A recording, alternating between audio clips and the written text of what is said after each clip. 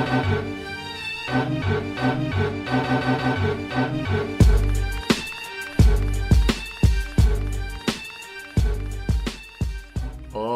here goes, and welcome to the 156th episode of Throwback Hoops.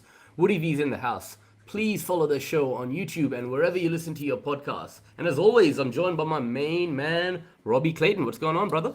What's up, Woods? Great to be back. Looking forward to chopping up with our special guest tonight, so let's get into it. Likewise, man, likewise. And as you mentioned, yes, we do have a very special guest on Throwback Hoops this week. And this man is a throwback to the current Australian basketball fan. He's a trailblazer in the Australian basketball media, a journalist, and the host of the longest-standing basketball podcast in this country, Aussie Hoopla. He's also responsible for the Aussie Hoopla website, contributing articles, and maintaining a database which serves as the encyclopedia for Australian hoops. His service to the game in this country cannot be understated. He's the original hoops tragic. It is with absolute pleasure I welcome Dan Boyce to the show. What's up, DB? Hey guys, how are you? This is just proof, I think, that if I can do a podcast, anyone can do a podcast. So excited to talk hoops on Back Hoops, as something a little bit different than Aussie Hoopla. And yeah, mate, let's get into it. What are we talking about? For sure. So, it's a tradition on Throwback Hoops that our guests wear a jersey and tell a little story about what that jersey means to them. So I see you got a Kings jersey on there, DB. So tell us a little bit about it. I do, mate. I do. Die-hard Kings fan. So yeah, this one's a retro one for sure. Original fittest ones. You got the the proper stitching there, and I've even actually I haven't got it on right now, but I should have donned the very short-lived these were. But the Sydney Kings, what are they? The Sydney baseball jerseys there, mate. I got one. Got the full kit. You got well. Oh man, I should. Yep. I'll put it on just for all of your viewing pleasure. But yeah, no, this was the first jersey I ever got as a kid, back in 1994. Yeah, like a lot of people sort of wonder why I'm a King growing up in Victoria, growing up in I guess where everyone else is a Melbourne Tigers or North Melbourne Giants, Southeast Melbourne Magic fan back in the day. But yeah, I grew up in Gippsland, which is about 3 hours away from Melbourne, probably just as accessible to the NBL as Melbourne was to Sydney. So yeah, Leon Trimmingham was dunking the ball mighty on Sunday basketball on Channel 10 and fell in love with it there and have been since. Yeah, awesome. And the brand name that the Kings were back then, that's lived on. And people like Leon Trimmingham, Mario Donaldson, Dwayne McLean, Ken McClary, these guys paved the way for that franchise to thrive in the future. So those are some of the best times. I agree, DB. For sure. And don't forget Mike Robleski, the tech behind it all, right? Yep. Rest in peace. Yeah, R.I.P. All right, Robbie. What are you guys rocking today? All right. Well, I'm feeling a little bit uncomfortable being surrounded by Kings fans, so I'll try and break that. Not wearing a Wildcats jersey. I thought I'd keep something different, but a player who was in the news this week, I'll stand up and show you who I'm wearing. For all our audio listeners that can't see, Robbie is wearing the Tasmania Jack Jumpers Clint Steindl jersey. And shout out to him for a great career. He might have walked off into the sunset this week, guys, but he's here live and well on Robbie's chest. That's it. And a question for you, Woody, because I know you're not a movie person. Who is the superhero on this jersey? Do you know who this is? Stand up again. You're looking at Aquaman. That's right. I knew he wouldn't know who that was. Nice. Dan knows all about it. Vinny Chase, right? No. We're not talking about Entourage. It's different. He played Aquaman in Entourage, though. Vinny Chase did. Anyway, let's move on from Woody's movie knowledge there. So, yeah, Clint the Sniper Steindl, Tassie Jack Jumpers superhero jersey. So just wanted to give a big shout out to Clint, who announced his retirement basically a week ago after 12 seasons in the NBL. So he attended St Mary's, spent time with Cairns, Townsville, Perth and Tassie. Won 3 championships, including 2 with the Mighty Wildcats. He also won a Most Improved award, and it was a really successful career that he had. One little cool story, when St Mary's came to town a couple of seasons ago, I got to call their game against the Hills Hornets and had the pleasure of meeting and having a chat with St Mary's coach, Randy Bennett there. And the subject of Clint Steindl came up there, and he was just glowing in his praise about him. Said it was literally one of his favourite, guys that he's coached on that team. He loved having Clint Steindl there. So, Steindl was playing around that time when Delhi was there, and obviously there's been so many, Aussies that have gone through that program there. So I thought that was a pretty cool fact that, Randy Bennett spoke so highly of him, so many years after he coached him there. So, just wanted to, I guess, say, thanks for the memories to Clint. A really class individual and a great player. What were your guys' thoughts on the sniper? I think it's cool that you point that out about St Mary's and Randy there, because that squad was, there'd obviously been Aussies in the NCAA before, and there was, even schools that had multiple players, but that was pretty the pipeline at St Mary's really developed into a regular environment. Guys like yourself, Daly was part of that. Paddy Mills, Daniel Kickett, and obviously those two guys started it off, and Mitch Young was there, and a number of guys, as well as even I guess a few imports over here, like. Jordan Hunter later on, but that era, that bundle era, that was really the at Apeborn and Daniel came in first, but when that really came, I guess Australia's NCAA team, that was kind of Mitch Young, Clint Steindl era, and it was really cool to watch because it was probably just coinciding the first time that Aussies had easy access to college basketball. Right, like it was probably about that 2000 and 2006 sort of period where pay TV college ball. I personally probably caught of those games every single season, and then and to see his career, 400 plus games, and to play at that lead, Tassie in their grand final runs. We've had him on the guest in the Hoopla show before. If anyone wanted to listen to that, you can dive into the archives, I guess, and we talked through some of his time in college, but had a hell of a career and things as well. And it's we saw the same sort of thing go past our eyes with Jason Kadee, and so as the NBL continues to grow, it's cool to see some of those legends start to step into their second careers, and been fun to watch both those guys. Well said, Dan. And what you were saying to me offline the other day, you were a big fan of Steindl in those early days with the Taipans, right? Yeah, especially when Clint Steindl and Cam Glidden came and joined that Cairns Taipan squad. I'm like, this is awesome, man. These two kids come in, and that seemed like yesterday that they joined, and their careers have finished before our eyes. And it doesn't seem like long, right, ago that they just came down and started their NBL career. So shout out to him, man, and good that you paid some tribute to him by wearing his jersey today. It's only fitting. Yeah. Nice. What do you got for us, Woods? Another Kings jersey? Man. Woody's standing up, rocking the old school 55. Good old Tim Morrissey jersey. And unfortunately, it is a too. fake. Yeah. Okay? That's going way back. It is a fake. I've got to give a shout out to John O'Barber, listener to the show. He loves this program. He gave me this jersey. He says, Woody, can you wear this on the podcast next time? So, Jono, this one's for you. So maybe I'll tell you a little story, DB. My father passed away recently, just a few months ago, right? But back in 1990, he took me to Kings games, and he introduced me to basketball, because coming to Australia as a foreigner, making friends and things wasn't that easy back then. So basketball was a way for me to, break down barriers, build relationships, and he'd take me to those Kings games. And it was just a fond time in my life. And I remember me and my brother used to come home, and we used to be like, Mom, we want a Tim Morrissey haircut. We want a Tim Morrissey haircut, right? And she'd be like, look, you guys are brown, man. You got thick hair. You can't get that, He had that like little ball haircut, like an undercut, and his blonde locks were falling down, as you can imagine, right?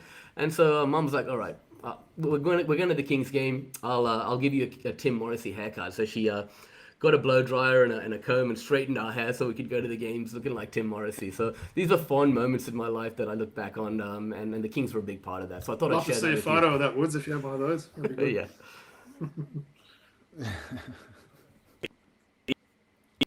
Eerie similar story when I rocked up and sat in the barber's chair and asked them to basketball card, honestly say I did not walk out of there looking anything like Mario Donaldson. So that's a very similar experience. Super Mario.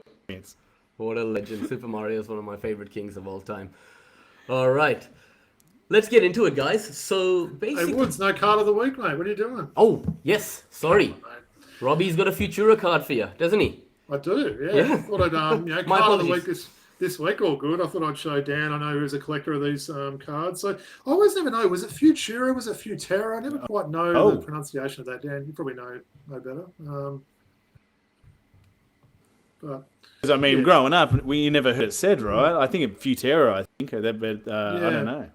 Yeah, that's how it sort of seems to be spelled. But what I've got, right, so I was big into collecting these. So pulled open a pack. I think it was maybe in year 11 at high school. I was a tall, skinny kid back then collecting all these cards. And I pulled this redemption card. So it was a Lanard Copeland redemption card, right? So this card here back in the day, you had to send it through to Futera. And basically, the old stamp self-addressed envelope thing. Yeah, so sent that in. And then about a month later, firstly they sent that back stamped, so it's got the little hole through the bottom there. They then sent me this one, which is a certification, and then they sent the actual card, so the Lanard Copeland card. So it's numbered 126 of 1,000. Pretty cool card. It was a massive thrill pulling this card. I think I remember deep down being it was a a little Ricky bit Grace one as well, right? That's what I'm going to say. So Ricky Grace is one of my favourite all-time players. I was disappointed it wasn't Grace. I'm so happy I got it, but I wish it was Ricky Grace. But anyway, looking on from that, 31 years, I've still got it. Seen there's a Ricky Grace one for sale on eBay, so maybe I'll treat myself to that. But kind of cool, right? Nowadays, you wouldn't get that. You just get the card in the pack. But back in the day, then you got this card, which you then sent back to get that card and then get that card. So it was a bit of a 3-card set thing. But yeah, thought I'd show off an old card. Dan, I know you're a fan of collecting these back in the 90s as well. These days, but send the old self-addressed stamp was a different time, wasn't it, boys? That's old school, definitely. All right, well, thanks, guys. Really appreciate you bringing your jerseys to the table today.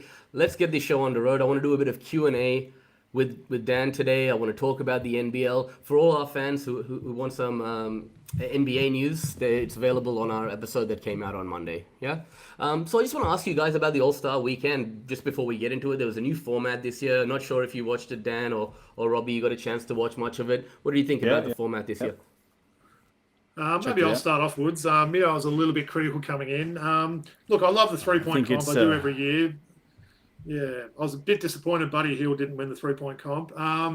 The dunk comp, look, Mac McClung was good. Steph Castle was good. The other two were just horrendous. Like, they really were bad. They just weren't prepared. So that kind of put a bit of a dampener on that. Look, in terms of the actual All-Star games, given there's a few of them, I didn't mind the change in format so much. I just didn't like all the stoppages. I think in that final game, there was a 20-minute stoppage halfway through the game to pay tribute to TNT broadcasters. I don't know what that was all about. So I think they could clear that up. But look, I'd say they probably will change next year to a European, Asia, Australasia, something like that. I think that's the way they'll do it. But look, I commend the NBA for at least trying to change something, but it wasn't perfect by any means. What were your thoughts on it, Dan?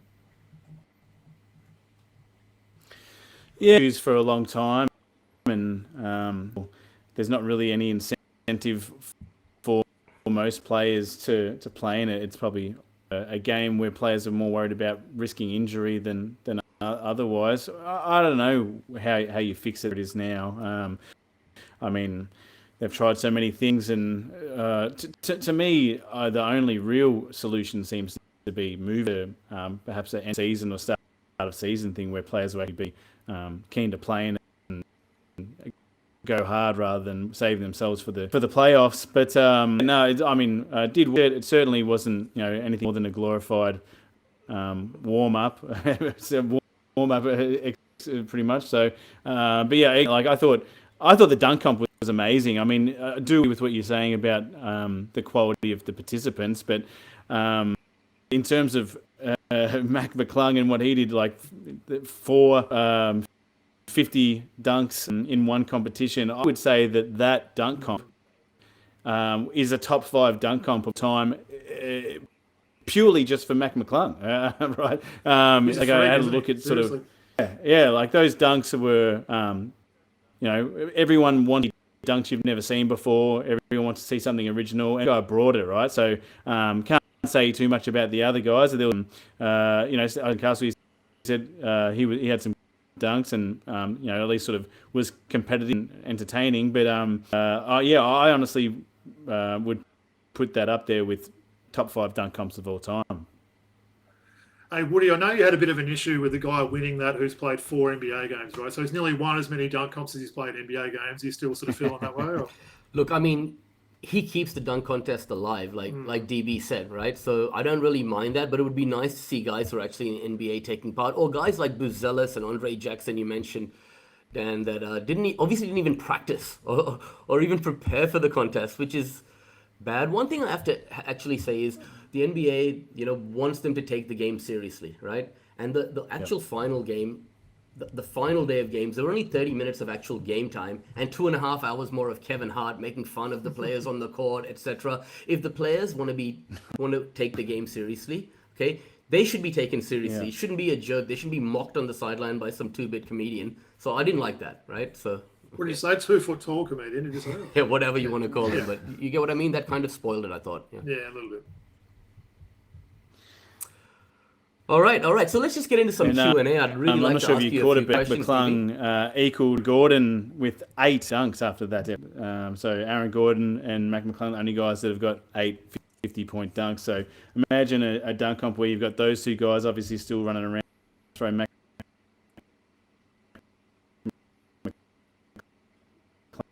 McClung in there and Zach as well. I don't know. You could have a contest if they can pull it off. True. Yeah, definitely. So yeah, Dan, as I said, wanted to get into some quick Q&A with you. So I just thought I'd ask you quickly, if you don't mind. I have to say, along with the Basketball Jones, Aussie Hoopla were the first 2 podcasts I ever listened to in life, period, right? When you started Aussie Hoopla somewhat nearly 15 years ago, how did the decision come about? Podcasts weren't a part of mainstream media back then. So how did that decision come about? Yeah, I mean, I got to give credit to. We weren't the first on the scene. In fact, with one of his Townsville compatriots, DJ Rod, were the first guys out there that I can recall in podcasts on basketball. Basketball Jones, like you sort of said, I was listening to that as well. And I guess we sort of came in. The whole impetus behind that was looking to get us in the digital marketing's place at the time. There's not really, talking about 2011, 2012, there's not a lot of, there's no university courses for digital marketing and Google back then, all the days stuff. So we created all that type of stuff just as a way to hone craft and use it as a bit of an online resume for potential agencies to hire us. And yeah, that's what ended up happening. We got my friend Mark, has played state basketball for himself. We were both playing state at the time, so we obviously had a few connected to people, and that was it. We got a job in the digital marketing world out of it, and even moved to digital marketing. But Aussie Hoopla and the podcast is where it all started, and it's just I will continue to do it ever since. Nice, and I appreciate that. Well, we know obviously you've got a big passion and love for the game there, Dan. So we wanted to know where that love came from. How did that all start? Obviously, we know you're a hoops tragic, but also, are you a tragic for any other sports? Mate, I am legitimately hoops tragic. I mean, started falling in love with the NBL around 1994, and back at that time, up to date with it, but there was a real rivalry, especially here, there's a real rivalry between the AFL and basketball. Basketball was rapidly growing, in 94, on the scene, that Futera Cup, but we've got the Coca-Cola cans and the Matchbox cars and goodness knows what else. The NBL ball, it was all happening back then, right? So the AFL plan a method of attack, right? And remember back in the day, there were, crazy as it sounds, and if you Google this, you'll probably find a couple on eBay still for sale, but which used to have their own NBL jerseys, just like these, right? Like each team had their own NBL designed, but basketball style jersey, because the popular with the kids, and so there was basketball AFL rivalry here in Victoria, and I personally just took this stance where I don't like the AFL as a way to rebel and just be a staunch basketball supporter. I guess that's where I ended the game too much, and basketball was it for me, and it's been that way ever since. I mean, I have come around a little bit. Like my later years, I played a bit of footy and whatnot, and I've watched games, gone to them, and 14, 15 to probably 8. I was staunch basketball. Didn't have time for any other sport. That's the only thing that really mattered. I would have probably listed volleyball as my second favourite sport, right? Just because I was so staunch in terms of like just wanting that to be pop, that it was kind of like my own little stance to try and avoid everything. A bit of a, I don't know, the same way, as silly as it sounds, the same way, you get those annoying people that are out there standing up for veganism, or they have to tell you all about how vegan. Or that was me with NBL basketball as a 15-year-old. But I've mellowed since then. But that's where it all began, I guess. Well, that's awesome to hear. And Dan, I know about your Kings fandom. We know that you looked up to the likes of Leon Trimmingham, Mario Donaldson. Who are some of your other idols growing up, or people you looked up to? It doesn't have to be sports stars or basketball players, but who are some of the people you might have looked up to?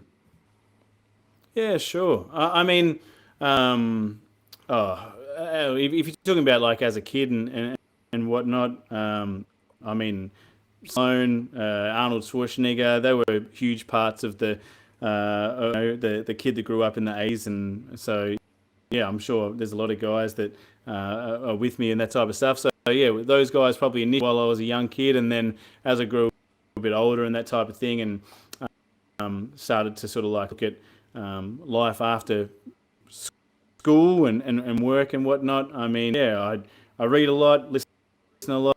To a lot of stuff, and like people who have influenced me, like Stephen Hawking, Christian, Richard Dawkins, and those type of guys there that are out there sort of contemplating. Nowadays, I read a lot of books around that, Daniel Pink or Seven Habits, like that type of stuff. So I mean, really, as you can sort of see, like we've taken on a bit of a trend here, right? So the podcast, I got into that, but was NBL basketball. Kind of like, at least in my town, I was into that before anyone else went. And then when it comes to all this sort of other stuff, I've always sort of been open to seeing places to, I guess, or to be doing some that others aren't. Yeah, so that's the type of stuff that I'll look up to or listen to. But I don't know whether you call them heroes or mentors or anything like that. But that's kind of like where a lot of my headspace is has got its information these days. Well, that's awesome. I think you'd call them roots and influences, right, in your life. And that's great to hear. You're a citizen of the world. It's not just basketball. You've learned from all aspects of life to better yourself as an individual. What about the NBA? Was there a guy you looked up to? Were you a Jordan guy? Were you an Isaiah Thomas guy? Is there someone in the NBA that you kind of looked at as the man back in the day?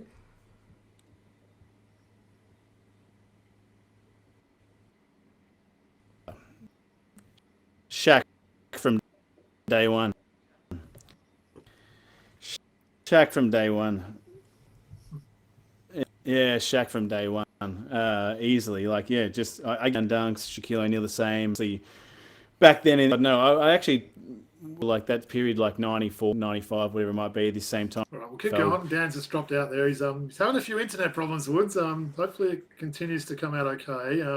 I'm sure we'll jump back on momentarily. So we'll keep this going. We're not going to make me do a second edit job. But no, it was interesting hearing Dan sort of talk about that. I know he said to us offline as well, he was much more into the NBL than the NBA, wasn't he? Which was kind of a rare thing, back in the day for people. I guess the NBL was probably more accessible, wasn't it? But sorry, we got you back, Dan.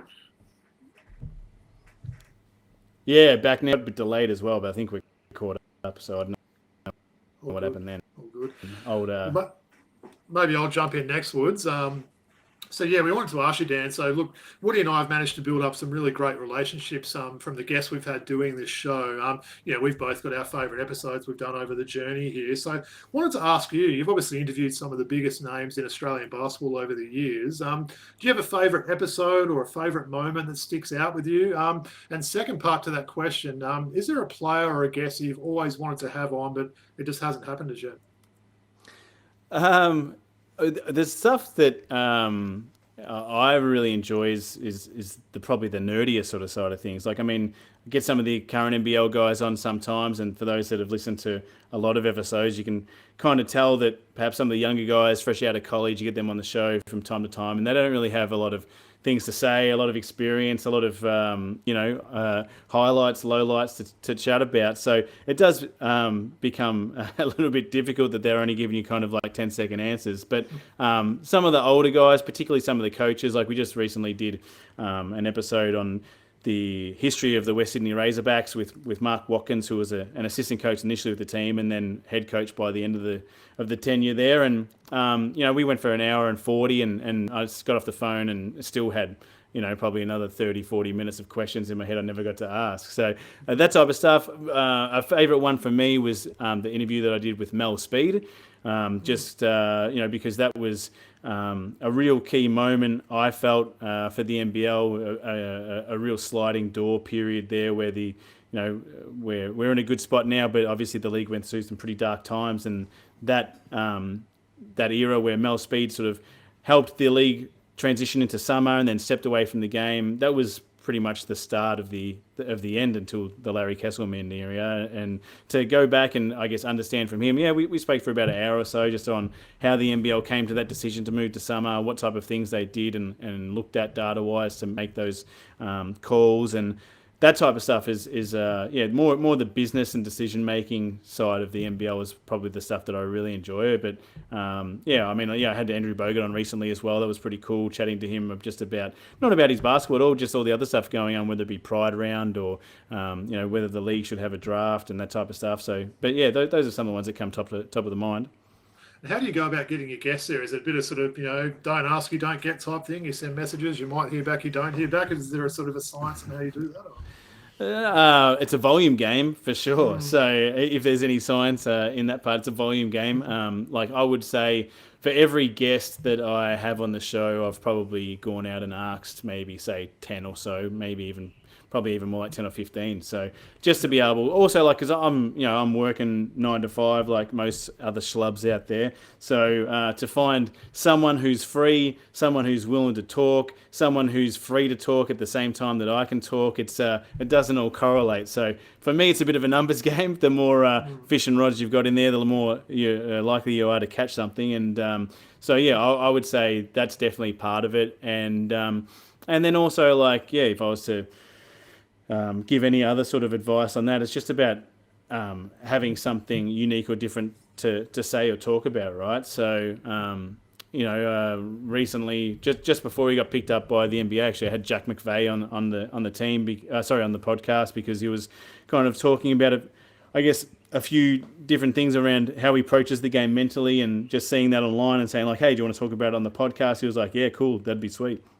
Yeah. Or coming up, I've got a podcast with Nick Horvath, who's just recently launched a series of fiction books. So he's going to come on and probably talk a little bit about his I think they're kind of like Jack Reacher type of books there. He's still in New Zealand after running about in the New Zealand NBL for a while. So get him on, hear about his books a little bit, and then we'll talk about obviously his career in the NBL and whatnot. But that'd be my other piece of advice. Like the guys, when they get probably especially the guys that are still playing, but even some of the older guys, when they've had, there's so many podcasts now, right? It was a bit easier back in the day, but most guys that have had a decent career probably get approached to do a podcast every couple of months or whatnot. So for them to take 30 minutes, an hour out of their time just to talk about the same stuff they've told to 3 or 4 guys, they probably won't be as keen or excited about it. So to try and think of a different angle, like I sort of said, like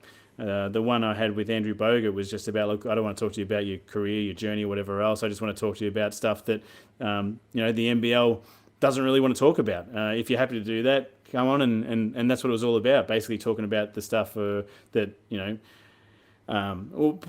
pointing out the reality right now, for better or worse, that the majority of the media around the NBL is NBL funded or NBL aligned. Yeah, it either comes from the NBL itself, or perhaps it's from Sportsbet or KO or Herald Sun, News Corp. All these people have financial links to the NBL, and it benefits them to show the NBL in a certain light. Whereas, this Hoops Tragic doesn't get paid anything by the NBL. Like, the worst they could do is probably cancel my media credentials and not let me into any games anymore. So, I've got very minimal reason to I guess say something's great when it's not, or otherwise, and no.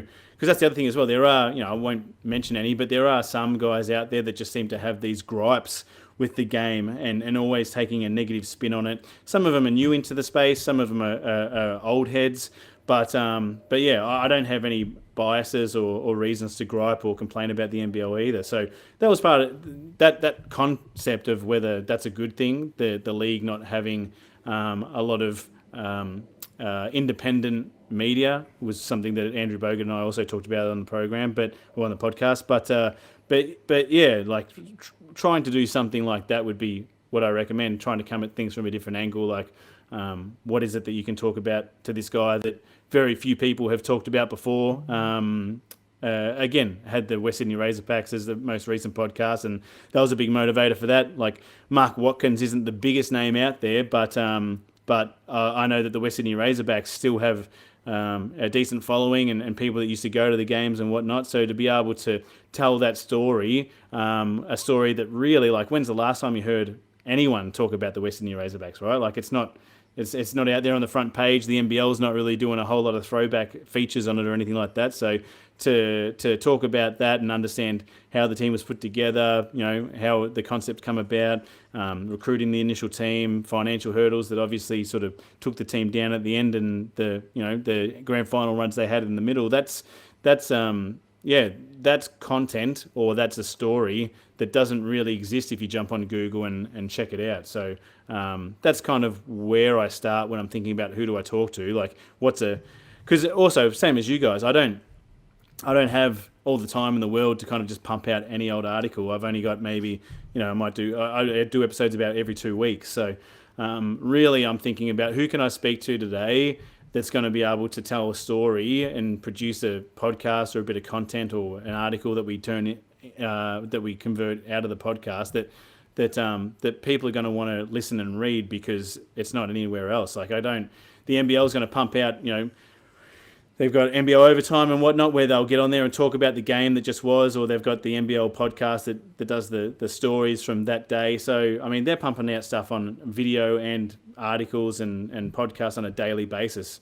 For someone like me or yourselves or someone else that wants to give it a crack, you just can't compete with that, right? So for me, I'm always thinking about what's not being spoken about. What is there something that has a decent amount of interest that there hasn't really been talked about, covered. There's not a lot of info on it on Wikipedia, let's say, or something like that. And that's generally where I start from a thought process, and then try and tee up a guess from there. But don't get me wrong, I'm putting out probably, say, 15 feelers at a time, right? So I might have 2 or 3 there that I've got some good ideas for something unique, but then also there's probably a few guys out there that I'm just trying to get a guest on and have a chat about whatever comes up. And sometimes those work well, sometimes they don't. Sometimes they're the young rookie who doesn't have much to say besides, we just got to band together and give it our best and all that type of stuff that all the generic sayings. But yeah, that's probably my process. No, I appreciate it, mate. Yeah, and actually, when I look back on some of the episodes we've done, we talk about West Sydney Razorbacks. I think I mentioned this to you offline. I might have, Dan. We had Ben Arkell on the show maybe a few weeks ago. No one had heard from him in about 20 years. You know, he played 2 years at West Sydney, as you would know, went to Cairns, and then disappeared off into the sunset. So tracking him down, interviewing him, for him to give us some insights into why his career ended at 24. What has he been doing for the last 20 years? That is something unique, and it kind of drew the interest of all our audience. So I hear you, yeah? Yeah, exactly that. Like, it could be players that, to give you some feedback as well. It could be players that no one's really heard of for a while. The most popular podcasts or articles that we do, I'll give you an example, would be because, yes, we're definitely not the size. We don't get the clicks and the visits that, NBL website or whatever does. Don't get me wrong, but compared to all the other independent guys, we're probably up there near the top, if not the very top. But so the articles that we do, the podcasts that get us the most clicks or listens, is always like I sort of said, it's either unique topics that aren't being talked about elsewhere, or if it isn't that, it's those type of players that people. Same sort of mindset. Those players that are out there, people don't know what they're up to. They remember them. Guys that are overseas, for example. Like you got your Angus Brandt, Nick Kay, or you want to talk about Thon Maker and stuff like that. Like no, because those Asian leagues especially are so hard to really get information on. No one really knows what they're up to, but people know who they are. So if you can do an article or you can do a podcast that's about, what Thon Maker's up to or how Joe Lual Chul's playing in China, for us, that'll get a way bigger response than, what's going on in the NBL right now, just because there's so many websites and newspapers and TV that are telling that story or very similar stories. So, but here, there's not many people talking about, the triple-double that Joe Lual Chul had in the Japanese league or something, right? So, that's I guess a part of it as well. And just backing on what you sort of said, if you can find a niche, if you can find something that people are interested in, and there's not a lot of stuff out of it, that'll be the hottest place to go. Well, we got advice from the podfather, Robbie. The OG, right? So we can take that on board. And as I said, everything that you've done, thank you for all your service and all the episodes you've done over these years. Simon Kill, that's one that stands out for me. Really enjoyed that episode you did with Simon Kill, by the way. Yeah. Why does that one jump out? Just I don't know, man. Thinking about all the things that we just said. I just remember listening to it. I'm like, this is awesome, man. I hadn't heard from Simon in ages. What's he been doing? It was about 10 years ago you did it, right? Simon Kill episode, right? Yeah, it was a while ago. Yeah. But I mean, like that's it's a long time ago, but that falls into the same category, right? Like we're talking about a guy that was really, really popular. Yeah. There was a lot of interest there. He was kind of like the NBL's Dennis Rodman even for a period of time there, and so people remember him. There's not really much info out there about him. That podcast was probably the first people who'd really had a chance to hear what he's up to or know what he was up to in a long time, and it definitely got a lot of views and a lot of listens. That one. If I had to think about it and make a guess, I would say that's probably one that got probably say 5,000 listens or something like that. So that's one that back we had. I won't lie, we had a lot more listeners back then than now that the NBL's doing podcasts every single day. Don't get so, but yeah, that's probably was one of the big ones back then. But what about I flip it around? What like you guys don't get asked questions too many times? Can I ask questions of you? Of course. Yeah. Well, you're out here. You're doing this podcast game as well. Like, what do you? I guess. Firstly, why do you guys get up and do it? And secondly, when you think about the purpose or the niche that you guys want to sort of be in, like, what is that to all your listeners? Maybe I'll take it away, Woods. So pretty much, Dan, Woods and I would chat 2 or 3 times a week before we did this podcast, just basically what happened in the NBL today? What about this move? Why is this coach doing this? And we just sort of decided around the COVID time, why don't we sort of put this into a podcast form? You know, we were big podcast listeners, big fans of the game.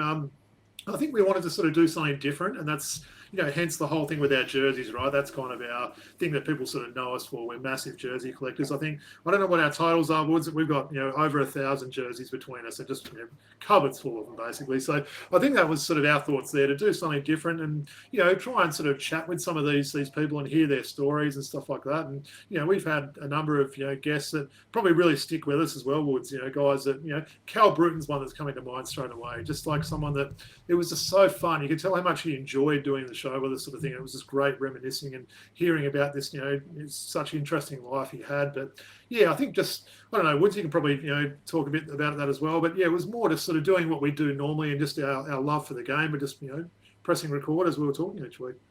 Yeah, definitely. And I think during the COVID time, a lot of people had like time on their hands, DB, and I started a TikTok channel where I was showing off all my jerseys, and it got a huge following. And me and Robbie were all already talking about the podcast on the side. I'm like, listen, man, why don't we just take advantage of the TikTok following, and a lot of those listeners, a lot of those followers will come over and listen to the podcast.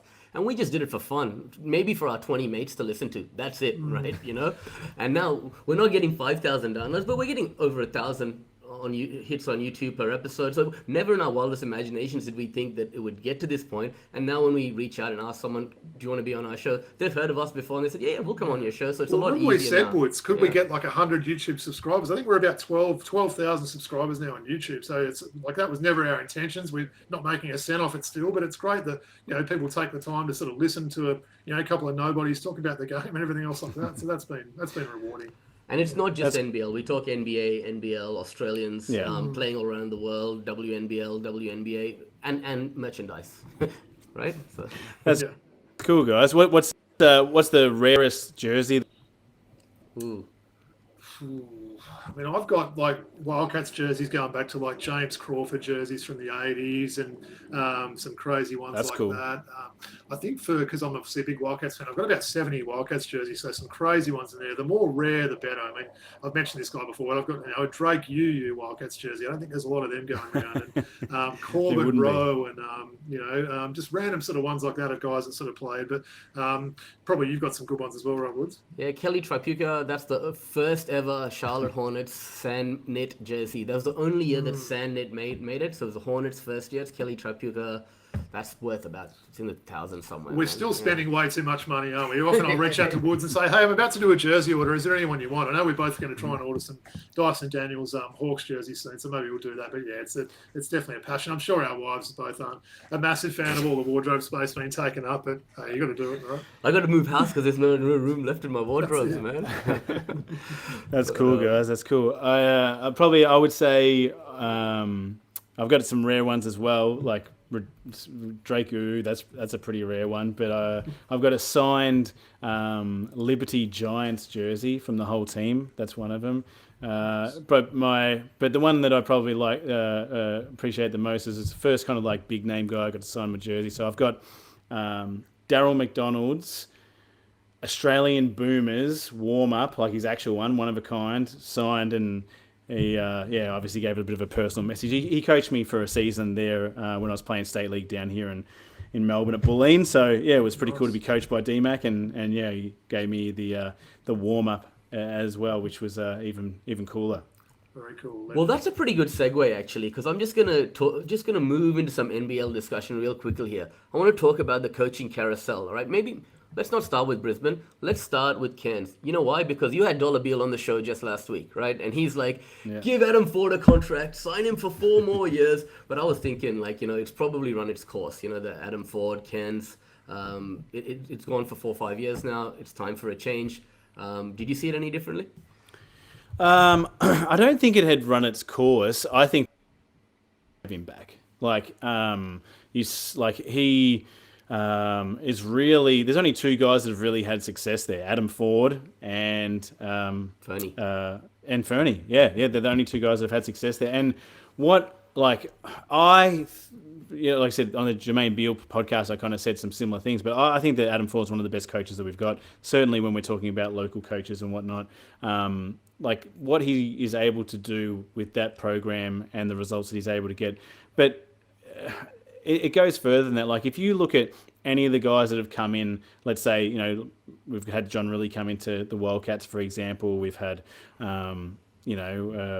had Justin Schuller come into the Brisbane Bullets program and that type of thing. And I'm not saying that those guys don't leave a mark, but if you're looking at, you know, I guess a team formation and how a program operates and works, you would be forgiven if you didn't see a huge amount of difference. Now, I think that all those guys would have made a difference, don't get me wrong.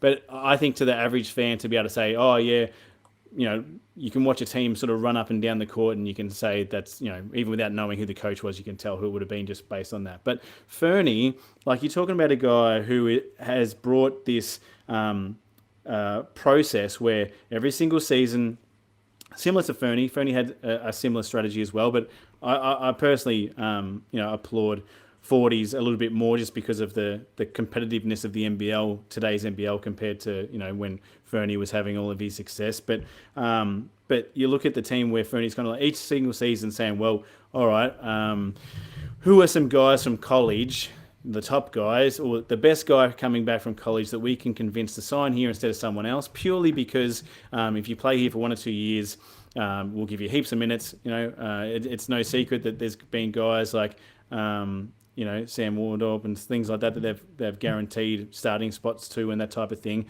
To convince them to come to Cairns to play 1 or 2 years, it's going to be for less money, but maybe only because you're a rookie, you might only be getting, say, 20K less than where you would elsewhere, or maybe 50K less. But because you're going to get the minutes, the opportunities, you're going to be a hot free agent in 12 to 24 months, and you'll sign a contract that's way bigger. You know, we're talking about sort of 200, 300K here. You know, if you look at a guy like Keanu Pinder or Bull Quo, for example, you can come here, play, get a heap of minutes, and we can't pay you now, but the next contract you get will be far greater than what you can, elsewhere. Then you look at what he does and sits around and waits for all the players to be signed. Cairns very, very rarely ever have any free agent signings in the early piece of things. And it's because, realistically, he's got to sign the players that no other team wants to sign.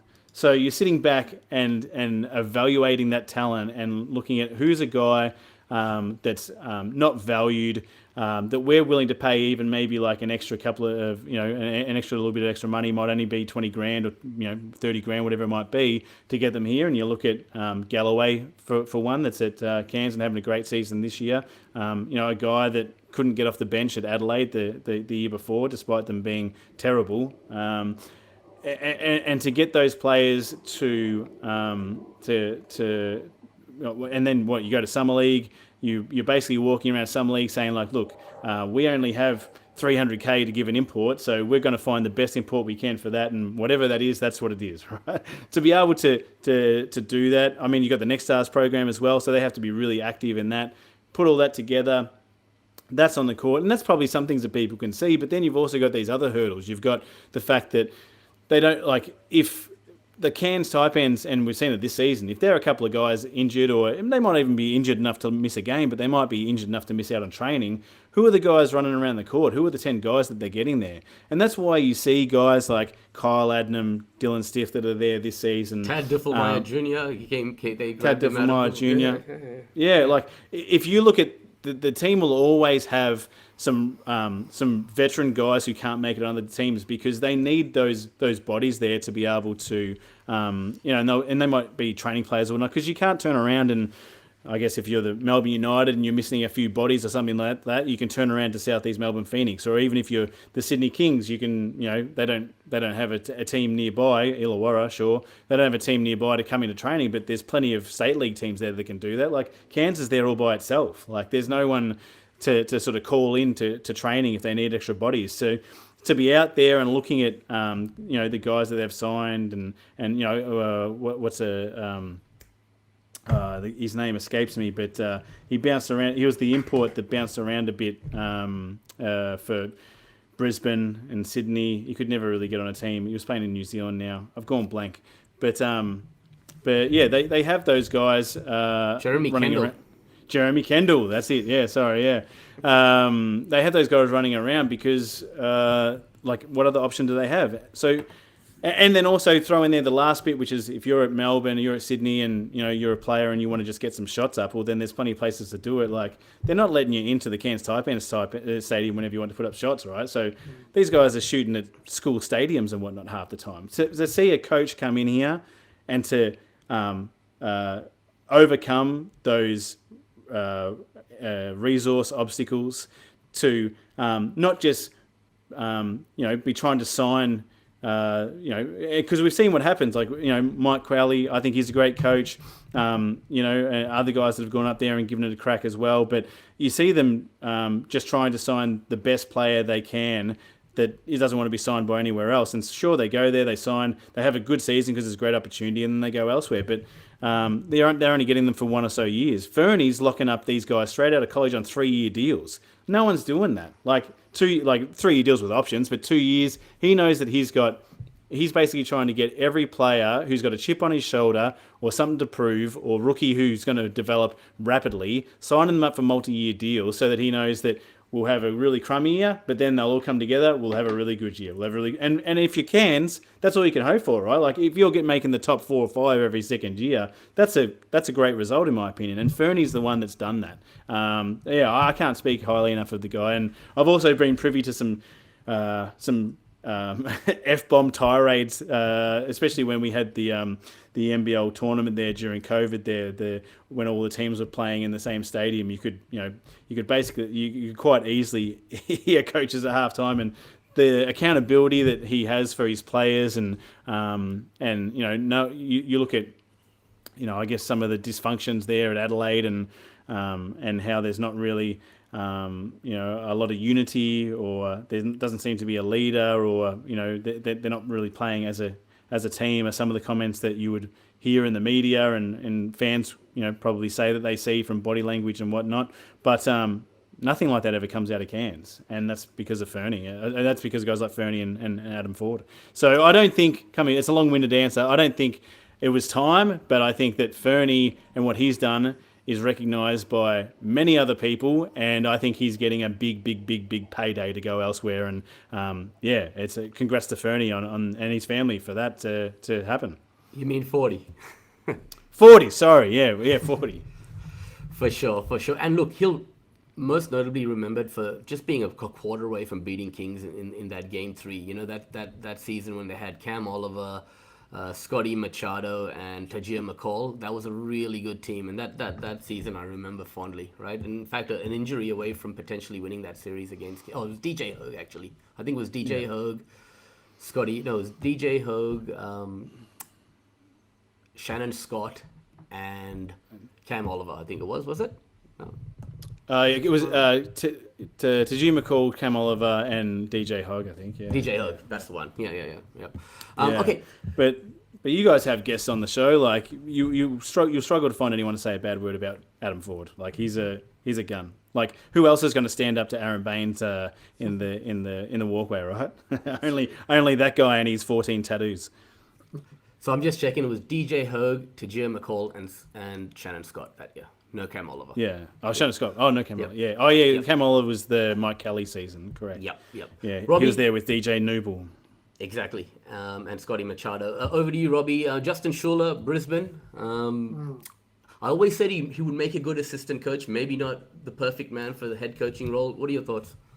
Yeah, it's interesting they made that move so quickly, didn't it? So, we're like, the season's still going. We've already lost, 20% of the league coaches there. So it was a strange season for Brisbane, wasn't it? They really had a lot of bad luck with injuries. I know there's a investigation into their, training habits and other things that's happening in the background there, but it was definitely a bit of bad luck, I think, involved there. So maybe he didn't quite have that chance there. I know you probably want to, find out who's going to maybe go there. There's lots of different names. I've heard, the Sam McKinnon name being mentioned, whether he wants to go back there and, has he earned that full-time coaching job? I would have thought maybe he has. But yeah, it's interesting. I think there's 2 more spots. I'm not sure if there'll be any others, maybe.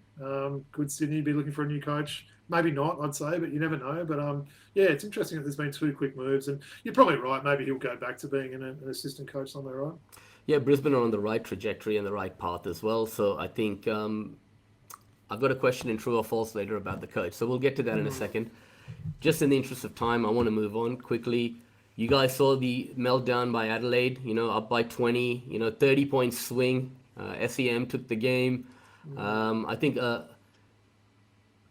in a nutshell, it sums up the 36ers season finishing that way, right, Dan? 100%. Like I think that they are the worst team with the biggest payroll I've ever seen in the NBL. Like to be, what is it? If you look at it on average, I'm pretty sure, because we've been privy to the NBL salary cap numbers from the public standpoint for a few years now. But if you averaged out the last 5 years, they would easily be top 1 or 2. And to see them having never made the playoffs, I mean, even this year was kind of like a huge success that they even made the play-in. With a losing record, mind you. And this is, we just finished talking about Brisbane and Justin Schuler agree. I think he deserved a 3rd season there based on the injuries that they'd have. It's funny that they released that press release. This is all about how they're going to do an investigation into the injuries only a week or so before they let Schuler go. Are they saying that Schuler and his training methods are part of that problem, like a Tom Thibodeau situation back in the day? I don't know, but it's peculiar.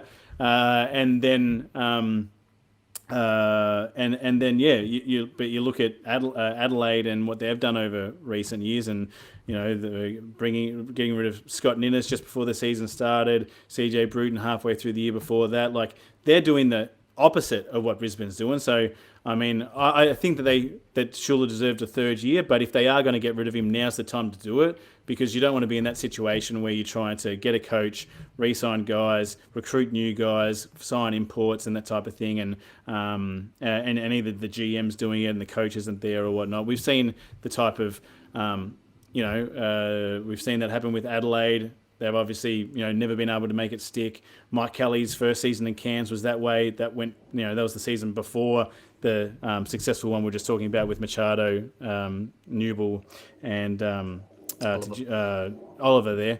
That was terrible that season before. So there's a real clear trend that if you don't have your coach in place at a very early stage, that you'll struggle. I like I sort of said, just reiterating, Justin Schuler, he deserved a 3rd season for sure. I'm not sure what's going on there, but if you're going to get rid of a coach, now's the time to do it. Hey, Woods, let me ask you about the 36ers. I know we spoke on our last show and we both expect them to win that. I know everyone was saying it was very on brand for them to give up that lead, but how did they give up that lead? They were up, was it 18 to 20 points? They looked like they were just going to come home in a canter in that game. Kendrick Davis hit that half-court shot. Like, what happened for them to lose that game like they did? Looked like 2 different teams in the first half and the second half, but I think credit needs to go to Coach King and his staff. He's a great basketball mind, and he's shown that coming in to replace Mike Kelly and taking this team to where it is now. And he went in at halftime, and I'm not privy to what was said at halftime, but he definitely gave his team a yelling and made adjustments, and you could see those adjustments clear as a different team in the second half. So I said Sam McKinnon was the one that was fired up, wasn't he, at half time? And obviously the players respect and listen to his voice there. But you're right, it was a different team that came out, and now they're on to the semi-finals. And that's the thing. If a team stays together, right, and there's a good culture there, when you're in difficult situations like Adelaide were in that second half, they stick together, they galvanize and win. But when you're arguing with each other, you're not getting along off the floor, and that environment isn't a conducive one to winning, you're likely to lose those games. I think, Dan, you'd agree with that. Yeah, I agree. But also, if you watch the game, Adelaide all season, and you alluded to it before, it's just typical of their season. I mean, they had a losing season after all. Let's not get swept up in the fact that they're in the play-in. But they are individual basketball players. They're not a team. And if those individuals are all making their shots, well then, sweet. They'll probably, if they've got the 3-4 guys that could play NBA, have played NBA, they're perhaps one of the most NBA-loaded teams that we've ever had in the league. So if they're making their shots and beating guys as individuals, they can beat anyone. But if they're not making those shots, and they are getting, having to fight through some stifling defense, like we pointed out there, that Phoenix brought to the table in the second half. They're a meltdown just waiting to happen, and I think every single time that they have faced that challenge, I think every single time you've seen the same result. They've had some big games where they've just made every shot and destroyed, some big names in the league, but anytime someone's brought some defense to them and they've just continued to play that way, they've crumbled, whether it be in the first quarter or the last quarter. Yeah, and just quickly, want to move on quickly to the final series. Robbie, maybe I'll start with you on Perth versus United. Your Wildcats looking really good. Everyone fit at the right time of the year. What you got? Robbie, why wasn't anyone at the game the other day? Tell me this. Well, I could say the same about the Sydney fans as well, but yeah, I don't know. It was strange. I don't know if it was the weeknight thing or whatever it was, but I think both games were strange, weren't they? Both those playing games were surprising, I guess. But yeah, look, I think they'll be back at ROC Arena for the game. I think it'll be Saturday week. I think they're playing there, so hopefully they do come out in force. Look, I'm looking forward to the series. I know Melbourne's really had the wood over Perth. I think they might have won like 15 of the last 20 or something like that. They've got that backcourt, that great defensive backcourt that are really going to make things difficult for Bryce, as difficult as you can with Shea, Illy and Delhi there. I do think Perth's peaking at the moment, though. They're the healthiest they've been all season. I like that, starting front court when they put in Windler, Keanu Pinder and Christian Doolittle there. So they're not the biggest guys on hype, but those three guys are just absolute beasts there. They can rebound, they can all stretch the floor and everything like that, handle the ball. So I think they're coming into it in pretty good form. Obviously, Melbourne's had a pretty big rest now, so it's that whole rest versus rust debate there. But geez, that first game's going to be crucial, isn't it, in Melbourne? I think next Thursday, what's that, the 27th, I think it is. If Perth can sneak that win, look out. But yeah, I'm looking forward to the series. Of course, I'm going to pick Perth, but not with a lot of confidence. I think it's going to be a really good series, though. Well, give me a prediction. Perth 2-1. All right. So maybe I'll move to the other bracket and then to you, DB. Do you give SEM a chance of making any noise against Illawarra? It's funny because, Mark Dalton, NBL legend, we did a bit of a NBL preview podcast at the start of the season.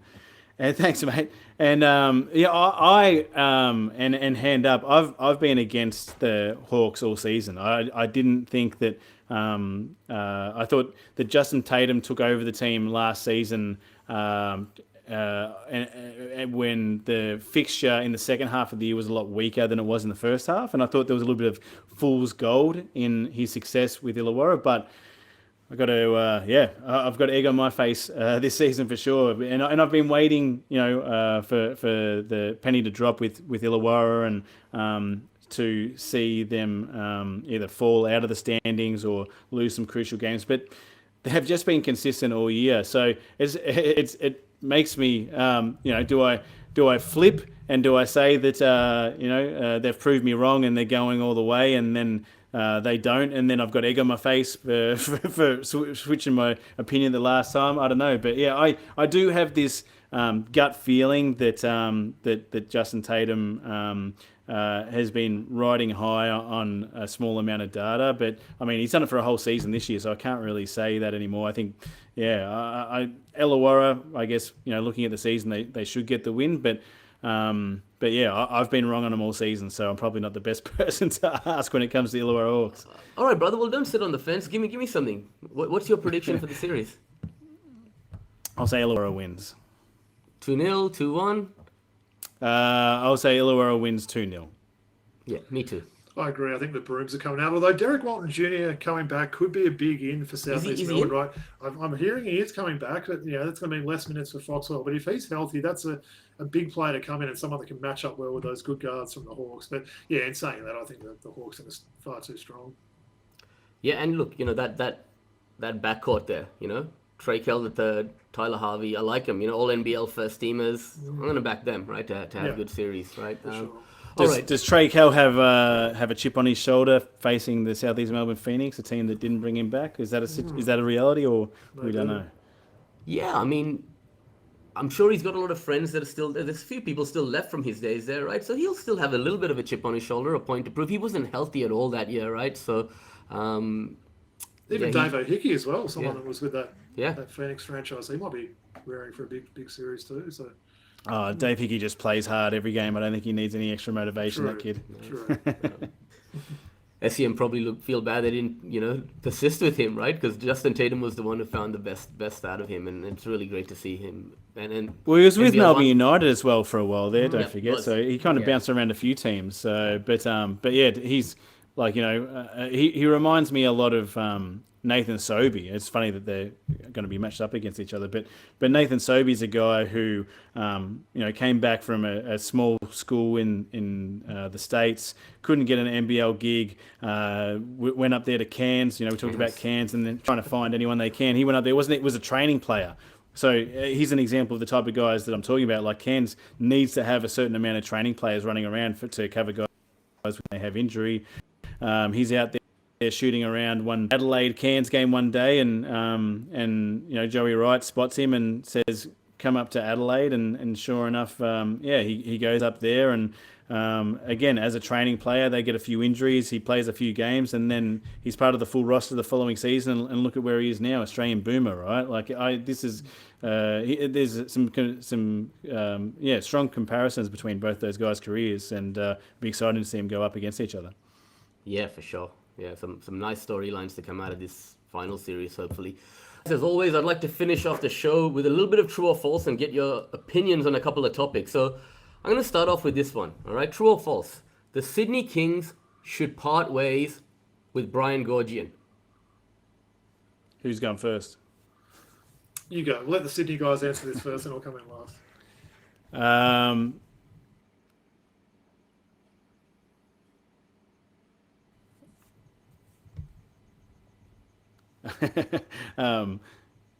No, anyone who thinks that it's a yes needs to have a real hard look at themselves. Like, I don't know, no one bats 100, right? So, to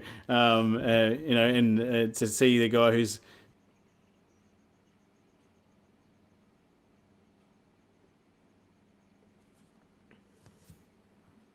Just losing down a little bit again. Yeah. Okay, Robbie. Brian Goorjian doesn't get a pass on that. It seems a bit silly in my book. I have a feeling we might think different. Woods, you go next. Look, I'm open to giving him another year, right? I mean, he is the GOAT, and look, talking to all the members of the game last week, they're all open to giving him another year. But I will put a caveat there, because since the Boomers, with everything with the Olympics to now, I just feel that maybe the time has passed him by a little bit, and I might be, people might be critical of me for saying that, but I just think get a younger guy in, someone with some fresh ideas. Billy Tomlinson and Goorjian sitting there on the sideline, it just seems like a bit outdated. But I've got to say, this is what I love about amazing seats, right? Like you sit behind the bench basically and see what goes on there. This is what I think about these type of stuff. Like, it's those people that say, "Oh, Trae Young should have made the All and whatnot," which maybe should, maybe shouldn't. But who's he taking out, right? It's tough to say. Like you on the fence saying about whether Goorjian should or shouldn't come back. From the sounds of it, would he? If he was to leave, who are you replacing him with? Like, if Chase Buford is available tomorrow and says, "I want to come back and coach the Kings," I would take him, right? So yeah, it depends. Probably not though. So we can probably wipe out Matt Nielsen, Brett Brown, Chase Buford, since all those guys would be dream out, predisposed with NBA gigs. I think that anyone that they bring in is not going to be anywhere near what Brian Goorjian brings to the table. Well, I mean, at least give him a couple of big men. Give him some centers next year. That would be a start, right? Well, this is the funny thing. I was thinking about that today because it's a trend. I don't actually even think I've heard anyone talk about this. Or maybe I have. I don't know. But it's just interesting that that often the best Australian basketballs are guys that don't fit perfectly in an NBL team. Right? So I talk about Xavier Cooks, obviously, at Sydney. One of the elite players in our game. But if you have Xavier Cooks in the lineup, how do you build a team around that? Because most NBL teams aren't going to be able to afford centers are pretty hard to come by as it is, right? Like in terms of getting a quality center in the NBL, like go back over the last, I was about to say 5-10 years, but you can go back to the dawn of time. Like very rarely have we had big name imports that are centers because they just get paid by European and Asian teams so much money. All of our local talents getting taken over to Japan now. Angus Brandt, Joe Llewellyn, the list goes on. Thon Maker, yada, yada, yada. Do-up Reith. Need to stop myself before I get too far, right? So to find a big guy that's going to be able to pair with him is going to be really difficult. And then, so if you've got Xavier Cooks on your team, how do you build that around a front court that's going to be really hard to fill? I saw the same thing happen with Mitch McCarron. Like when Mitch McCarron was in his prime, he was one of the most elite point guards in the NBL. But because he was like that bigger point guard, he wasn't fast. He's at a position where, he's going up against your Bryce Cottons, your Casper Wares, like these quick, fast US imports for the most part. One of the very few Aussies to be a starting point guard. NBL teams with Mitch McCarron on their roster, for the most part, struggled because, and you mean, see, like Melbourne United had a lot of success. Teams that had success, they were actually starting Sam McDaniel at the 2. So how does a team with names like Mitch McCarron and Jock Landau and all those type of guys, Chris Goulding, how does Sam McDaniel get the start? And it's because they have to start Sam McDaniel because import point guards. He's too slow. So it's just interesting that when it comes to some of the best Aussie talent to go out and sign them, and we've seen Perth with even Keanu Pinder. It's been a little bit difficult navigating him into the build around him. They've got the benefits of Bryce Cotton, so it's not quite so hard. But it's just interesting that there's this trend where if you've got one of Australia's best local talents, they're usually really good because they're bigger or they're stronger than a lot of other players. But when it comes to the NBL, when you've got percent of the league, at least the ones that get decent minutes are US imports, it's going to be hard to sort of have our local guys go up against that. And I don't know, it's a trend. And so, coming back to the Sydney and the big man type of thing, I agree with you. That's definitely what they need. And no doubt that's why they're pursuing Sam Froling very, very hard. And maybe he ends up there, maybe he doesn't. But I think it's just curious that to build a team around some of our elite boomers level players often seems quite a difficult task for NBL teams to do.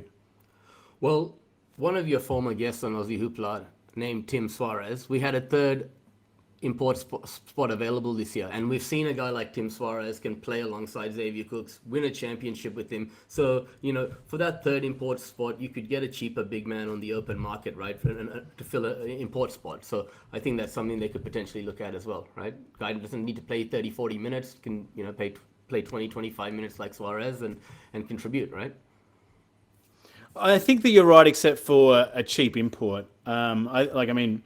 Tim Suarez is Brazilian. He was a local. The Brazilian league is probably one of the top 5 leagues in the world and one of the top 5 highest paid leagues in the world. I think he was one of their highest paid players. Yeah. Was he? Okay, yeah. So you talk about a guy who's on, he went on from the following season that he played in the NBL. He's playing with the Brazilian World Cup squad, right? So, he's, just by that math, he's one of their, 15 best local players, if that's the case. So for one of Brazil's best local players to be refusing Brazilian league money, the Sydney Kings would have had to have been paying him a top dollar, I think. It definitely didn't come cheap. Fair enough. I wasn't aware of that. I thought he did come on the cheap. Anyway, moving on. Robbie, true or false? What do you got? Tui, Henschel, and Armstrong will all get drafted this season. Oh, you can't say they'll all get drafted. Yeah, look, I'm going to say Tui's the most definite one. I wouldn't be surprised if he ends up going late first round. I know there's been a bit of fluctuating numbers there. I think he's probably got enough runs under the runs on the bat to late first round. I'd say Armstrong late second round. I think he's done enough for that. Henschel's the one. Obviously, I'd love to see him get drafted. Still a little bit up in the air. It may even depend on how he goes in this final series. If he has a really good performance against Melbourne, even if they lose that or if they get to the grand final, there's a lot more eyes on the games. That could elevate him up there. So I'd say, look, I'll say yes. I'm going to say maybe at the moment he's not in draft contention. He might end up being a late pick. If someone like Trenton Flowers can get drafted, well, he actually didn't get drafted, did he, last year? He was a free agent, so to pick up there. But yeah, I'm going to say yes. Maybe that's a bit more hopeful for Henschel, but it will be interesting to see anyway. I think just the one, Alex Tui. The other I don't two think Armstrong will get drafted. probably not. He's like late second round now. There's other guys that they could probably get similar. He might. I don't know. What DB? Yeah, it's interesting. I mean, we've seen. I mean, they're not part of the Next Stars program, but they would be under certain situations, I guess. We've seen these young guys come along and get at the very least the extra eyeballs on them because they're playing in a league with all the Next Star talent. I don't think that we'll see. I don't think we'll see maybe any of them get drafted. Make the NBA. I have high hopes that they do.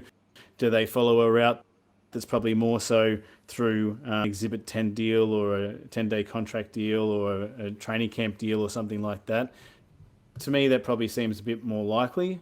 But yeah, I mean, I haven't seen their names on a lot of mock drafts, especially when it comes to the first round. So yeah, not sure what you guys are seeing or what your thoughts are. But if I was to bet, I would think that that we probably don't see any of them.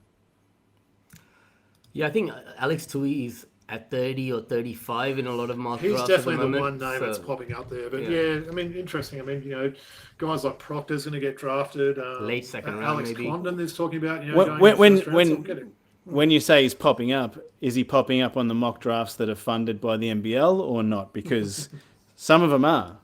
Like it's in the. Do you guys know which ones they are? I mean, the NBA draft.net, right? The one that I usually check. He's in the 30s somewhere, right? Last I checked. Yeah.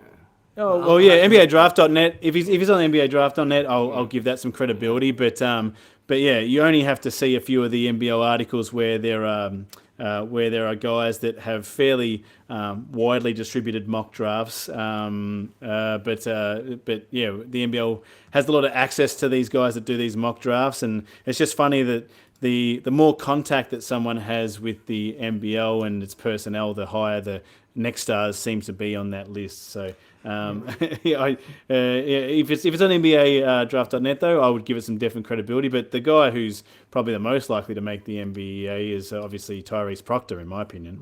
Absolutely. Yeah, he's late second round as well. And some draft boards have Alex Tui going late second round as well. So yeah, I'd have to double check that. But yeah, we want to see them succeed and have careers, whether it be, Of course. in NBA or Europe or wherever. So Yeah, we'll I'm see that guy that only, like, if I'm going to put on the NBA, it's whoever's got the most Aussies. So that's the more Aussies in the NBA, the better for me. I got more games to pick from. So, but yeah, I just from the mock drafts that I've been sort of seeing that don't have strong ties to the NBL, I haven't really seen a lot of NBL names on there. All right, so maybe let's move on to the next one. John Riley has not got enough credit for his coaching this season, DB. It's interesting that you say that. I probably do agree, but then at the same time, I think that he's been given a fair few chances over. Like he's been given more chances with the Wildcats over the last few seasons than almost. Like you look at what happened. We're talking about Brisbane. In Adelaide, like other teams in the league aren't offering their coaches the stability through mediocrity that John Riley has been afforded over the last few years. So is it just a matter of a broken clock is right twice a day and they've finally got it's more about the Danny Mills and all those guys for no matter what, or is John Riley actually sort of play a role in this. I mean, I love John, and I'm a huge fan of his. Again, story from my growing up. Also went to the barber and asked for a John Riley circa 1995 haircut, which meant I walked out of there with a scund mullet. Oh, sorry, with a skinhead. Sorry. So I love the man. He's one of our first guests on the show as well. So I only have and the original Podfather. So I only have respect and admiration for him. But and maybe it's taken those stumbles because we talk about Brian Gorgon before as well, right? Like no one bats 100. Did John really learn a whole heap from those first two runarounds that allowed him to finally get it all together and deliver this season? Maybe, and in that case, definitely, his impact's been undervalued. So I guess since it's a yes or no, that type of thing, I'd say he's been underlooked or undervalued. But yeah, I'm surprised he's still there given the situation. Robbie? Yeah, look, I think he's done a pretty solid job this year. I mean, they did get through to the semis last year. He definitely had a lot of detractors early, didn't he? And it was a hard job to come in replacing an absolute legend in Trevor Gleeson there. And it was a bit of a struggle that first season to... There was Coach ScoMo as well. Yeah, remember? That's right. Well, I try and forget about him. Yeah, you're right. But yeah, no, I think he's done a solid job this year. I mean, obviously the proof will be in the pudding with how they go in these semis there. But I'd like to look at him. I've seen a couple of games firsthand. That couple of games sitting close to the bench, seeing his relationship with the players. He does seem like he's on a pretty good path with his coaching there. So yeah, happy to see how he goes. And mate, if he brings another championship to Perth, then he'll be an absolute legend there. How do you get these tickets, Robbie? I think that's what the fans want to know. These exclusive Jack Nicholson type tickets that you're talking about. We've had a few sort of fans and listeners of the show that have reached out and offered some tickets. So that's been good. So some of the little perks there, so that's been good. Yeah, hopefully nice. that continues anyway. Yeah. All right, so we'll just finish off with one final true or false, guys. Brad Rosen's idea to look at Derek Rucker as the head coach of the Brisbane Bullets is a good one. No. It's like I'll answer it this way. I think it's probably the only move that would be better than Damon Lowry stepping into that role. All right. So to your point, then, okay, if not Schuler, then who? Is it Sam McKinnon coming, Robbie? I don't think it'll be an expensive coach if No? that's what you're asking. I think they'll probably get someone that's not going to cost them a whole lot of dollars. Maybe it's someone like McKinnon. This is the time that DMAC maybe gets a run. I mean, if you're looking at an ex-legend, surely you'd take DMAC over Derek Rucker. I think maybe Rosen was a little bit tongue-in-cheek with that comment there, but I'd say maybe someone like DMAC might get a chance there, or they might just go left field and get probably a lesser-known assistant there. But I don't think it's going to be a big bucks hire anyway. That's my opinion on that one. I think having had conversations about this with both Sam McKinnon and DMAC, I think both would love the challenge, and probably what they do on a regular basis is all in the efforts to get a job like the Brisbane one. But I don't think either of them I don't think either of them even get a look in. They might get an interview just for out of respect, or the team wanting to give them a fair crack, but. The Brisbane Bullets have a lot of problems. Let's not beat around that. And what solves a lot of problems is a coach coming in that has a lot of experience and a lot of weapons and a lot of strategies. And as we've talked on recent podcasts on Aussie Hoopla with guys like Sean Dennis and Jamie O'Loughlin and Paul Hanare, who are arguably maybe even on the Bullets shortlist as well. But it'll be someone that has overseas coaching experience. That's what I'll guarantee you. At the end of the day, I think we're gone by the years where NBL assistants or Australian-based coaches get NBL head coaching gigs, simply because, and it's not about, this is kind of like who deserves to get the job, a female, a male, a black person, a white person. The answer is the right person, the best person for the job, right? So, and it's the same sort of thing. And when you're looking at what coach is going to be able to step into this program that has a lot of problems, therefore we need someone that has a lot of strategies that can solve problems. To have someone that's come up through the local systems only really knows the local problems. Yeah. So if you're a coach who's gone and you've coached as an assistant coach, a head coach, you've been around the G leagues, perhaps you've gone over and done some Europe, maybe you spent some time in Asia, like college, perhaps even as well. Like, you have a lot of experience and skills in your bag that a guy like Sam McKinnon or DMAC doesn't really have. There's problems that guys face with overseas and the styles of play. There's problems that, there's hurdles that coaches will face in terms of like how you connect with someone who doesn't speak that language, recruiting guys from college. These types of things are all, just as examples, they're all things that Darryl McDonald and Sam McKinnon haven't had a lot to do with. So I think that the Brisbane Bullets, whoever they get, again, maybe it's local, maybe it's not, maybe it's male, maybe it's female, I don't know. But whoever that person is will be someone who has had a lot of varied experiences on their coaching resume before they step into that role.